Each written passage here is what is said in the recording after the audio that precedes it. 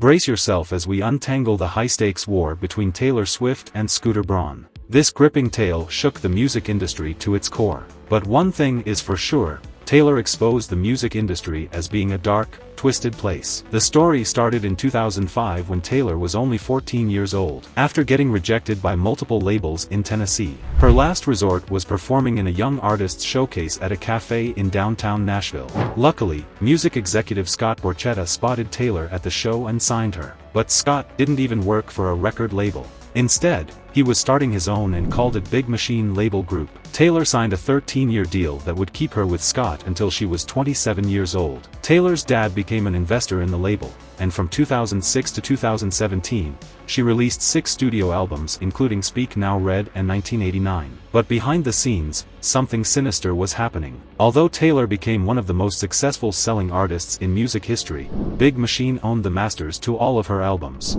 This meant Taylor's music never belonged to her, and Big Machine controlled everything. But in 2018, Taylor's contract was up and she wanted to change it up. Taylor's lawyer suggested Big Machine sell her albums back, so she had full control over them. This way, if a commercial or movie wanted to use one of her songs, she could authorize it herself and earn a cut. But Big Machine said they would only sell Taylor her records under one condition. They said they would sell them back only if she made even more albums with them.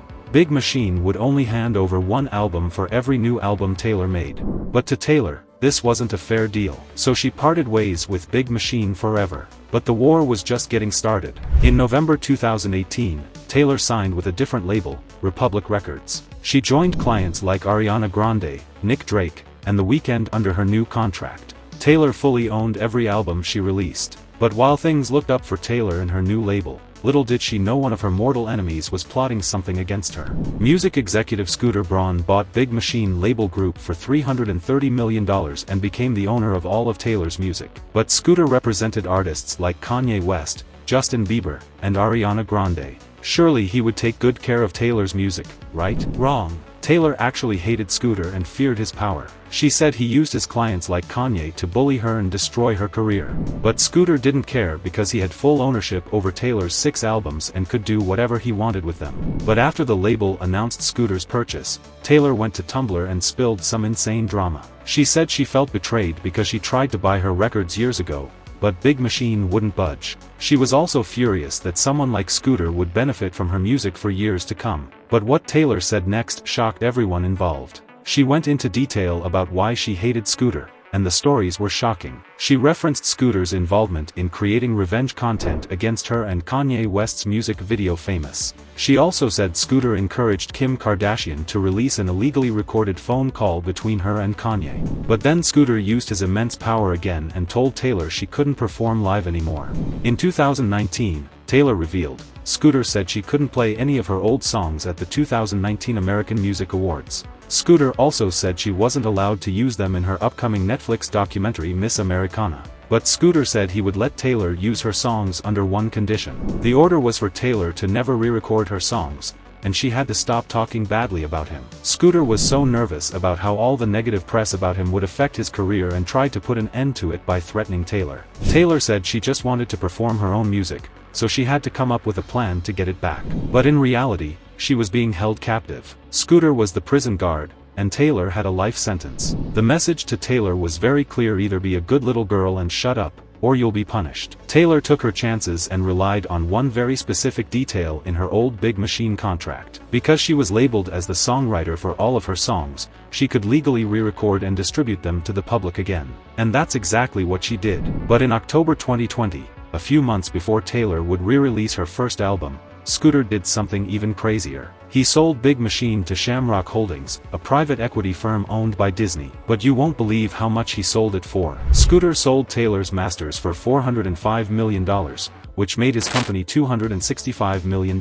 Scooter also made a hefty profit so he could pay off his vacations with Jeff Bezos in France. But you won't believe how much he made himself. Scooter netted close to $400 million. But then Taylor revealed Scooter came to her privately and tried to make a shady deal again. She said Scooter would let her buy her master back if she signed an NDA to only speak positively about him to the press. Before she could even bid on her own music, she would have to sign up to be silent forever. Taylor's team said the NDA wasn't normal and Scooter wouldn't even quote her a price for her songs. But you won't believe what Scooter just said about the whole ordeal. He claimed Taylor was lying about the whole thing, and she refused to buy the master in the first place. But then something insane happened when she started re-recording. Since 2018, Taylor has re-recorded 3 albums, and each was marked with the phrase Taylor's version. This allowed Taylor's fans to actively support her new albums and give her even more money. Taylor still has more albums to re-record, including the critically acclaimed 1989. But 70% of the $92 million Taylor made in 2022 came from her re-recordings,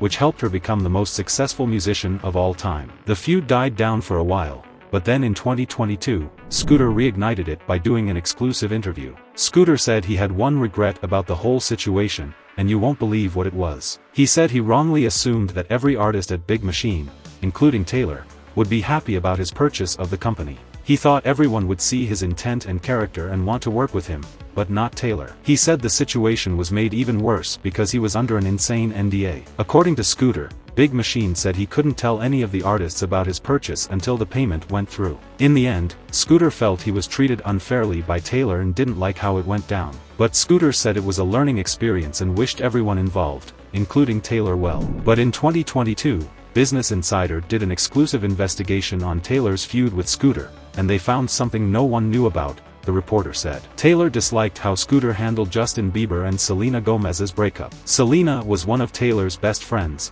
and she thought Scooter acted out of line multiple times. Reports said Scooter was intertwined in every aspect of Justin's life when he was with Selena and heavily involved himself in breaking Selena's heart. The reporter also uncovered Scooter owned and operated multiple news and blog sites, which he used to push negative press about celebrities. But Scooter's lawyers said the Business Insider reporter was spreading rumors and was biased because the writer had close ties to Taylor. Either way, Taylor has put the beef behind her and hasn't looked back. Her Eras tour made her over $5 million, and she's outperformed all of Scooter's clients like Bieber and Ariana. This 8 Scooter, Ally, and Taylor are loving every second of it. After someone tried to bury her, Taylor made $500 million playing her old tracks night after night. Whether Scooter had bad intentions or not, it's easy to say. Taylor came out victorious and tore up everybody who came in her way. But Scooter, on the other hand, has had a rough few years. Although he sold his holding company for close to $1 billion and was named Variety's Music Mogul of the Year in 2021, his personal life has fallen apart. In 2018, Ariana Grande, one of Scooter's biggest clients, fired him as her manager. Scooter had again stepped out of line and managed Ariana's personal life instead of her music career. But Scooter blamed his firing on something else. He said it was Pete Davidson's fault because Pete was Ariana's last boyfriend. Scooter also unfortunately filed for divorce from his wife, Yael Cohen, in 2021.